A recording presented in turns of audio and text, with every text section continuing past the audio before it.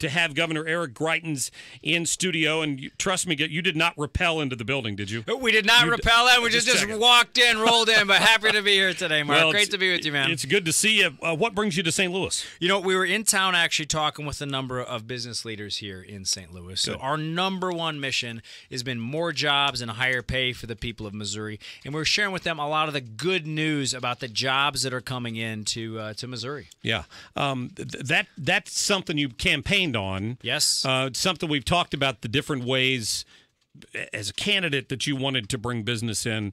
What's been the difference once you have the job trying to get that done? It's uphill battle? Well, look, here's a really good news, Mark, is that we have been out fighting for more jobs every single day. And the good news is that we are making a difference. I mean, keep in mind, before we came into office, Missouri was 48th in economic growth over the course of the past 2 decades.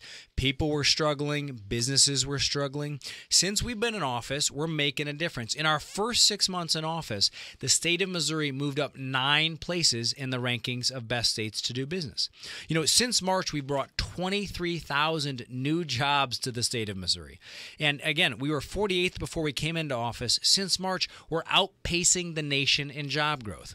Unemployment in Missouri is lower than it is around the rest of the country. So what I was sharing with all of these business leaders and entrepreneurs is that we are taking the state in a new direction, and we are talking with leaders across Missouri, across the country, and around the world, letting them know that Missouri is open for business again, and we're excited about bringing these jobs to the state of Missouri. That's good. Now, you just have to convince the leaders, the political leaders in the city of St. Louis, to help you out a little bit and not keep passing, all of these tiffs, and they kind of shoot themselves in the foot sometimes. Well, it's so important that we have the right kind of pro-growth, pro-prosperity leaders. Look, I can tell you, Mark, there's nothing that is more important for the state of Missouri, for the city of St. Louis, for this region, than to have quality, good-paying jobs.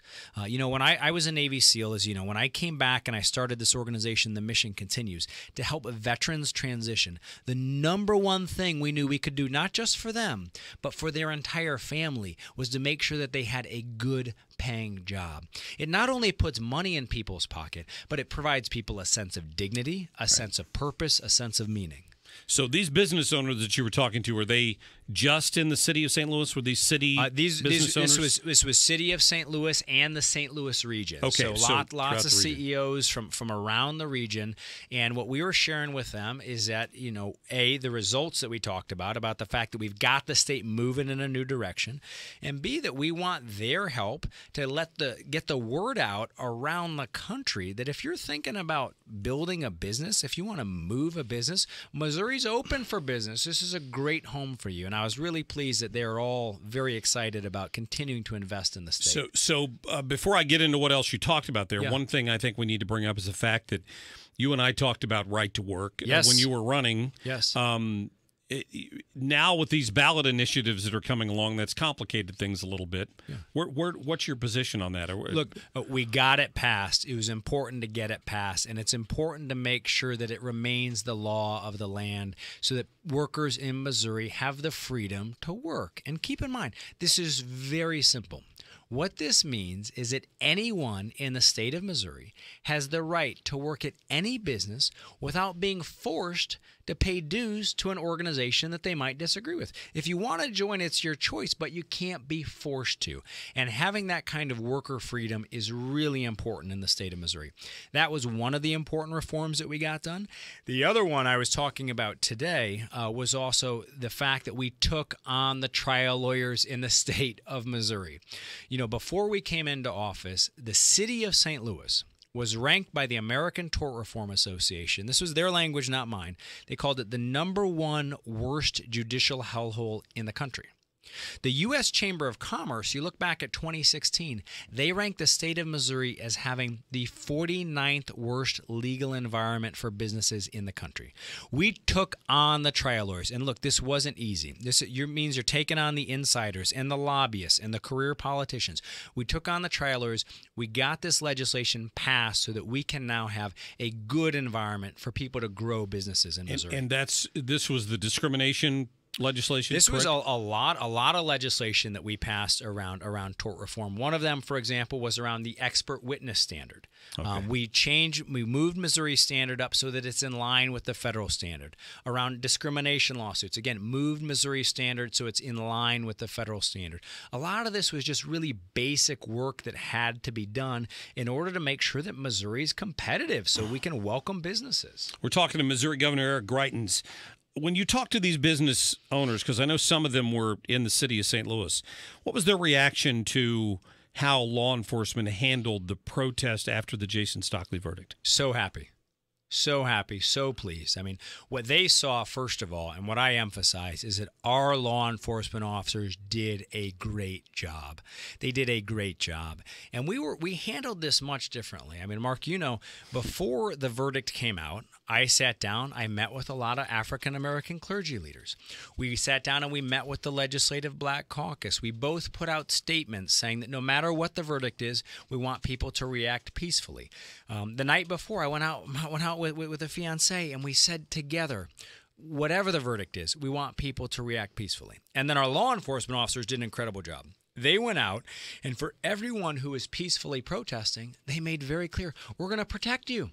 That everyone has the constitutional rights to freedom of speech, freedom of assembly, that our law enforcement officers went out to protect people who were peacefully protesting. It was also incredibly clear that if you assault a law enforcement officer, you're going to get arrested. Right. Throwing a brick through a window is not free speech, and we were very clear we're not going to tolerate violence and vandalism. Had Chief O'Toole, interim Chief O'Toole, on the show last week, and we talked about the fact that he had 30 police officers injured during these protests, whether they were injured by bricks being thrown, whatever the case may be.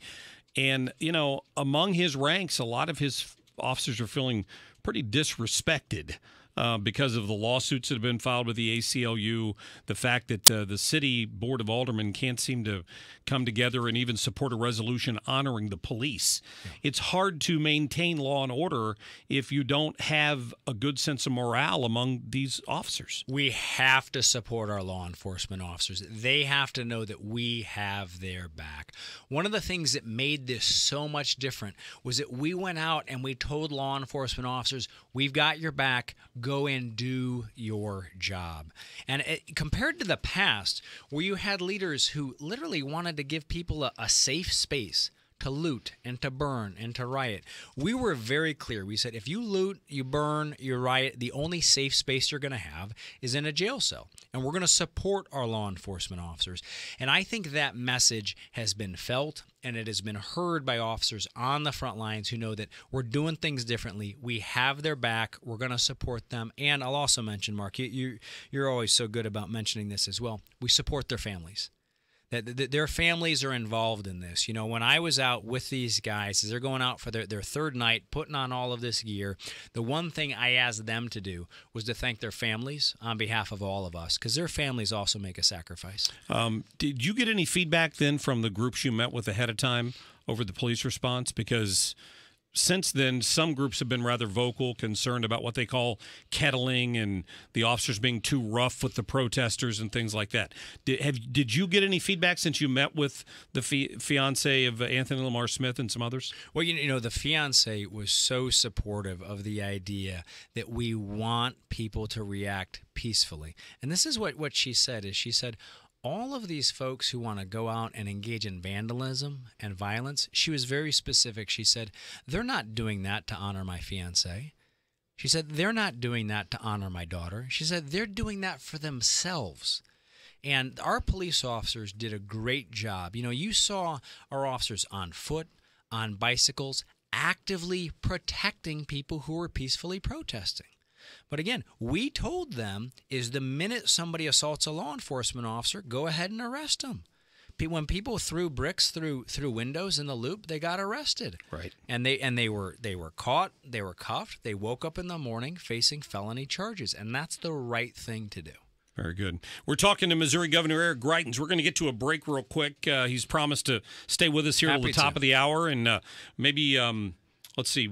Several things I want to talk about, including education reform, yes, which you've talked about a lot. We'll get to that and much more. You're listening to The Mark Cox Show. Now there was a time This is the Mark Cox Show.